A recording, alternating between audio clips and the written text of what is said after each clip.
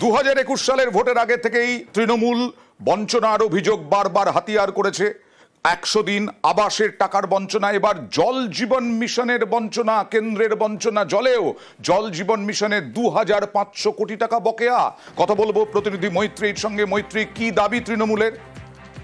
দেখো, জেলায় যে জল জীবন মিশন বাবদ যে বরাদ্দ দেয় কেন্দ্রের তরফ থেকে, সেই জলের জন্য বরাদ্দ এবার বন্ধ করে দিয়েছে কেন্দ্র। এবং তৃণমূল কংগ্রেসের অভিযোগ যে এবার জলের টাকা বন্ধ করে দিয়েছে কেন্দ্র এবং জল নিয়েও রাজনীতি করছে তারা। এবং সেই কারণে আজকে তৃণমূল কংগ্রেসের সাংসদরা তারা কেন্দ্রীয় জলশক্তি মন্ত্রী সি.আর. পাটিলের সঙ্গে দেখা করতে যাবেন। তার কাছে লিখিতভাবে তাদের অভিযোগ এবং যে বকেয়া টাকা রয়েছে সেই বকেয়া টাকা রিলিজ করার দাবি জানাবেন তারা। আজ বিকেলে জলশক্তি মন্ত্রীর সঙ্গে দেখা করার কথা তৃণমূল সাংসদদের।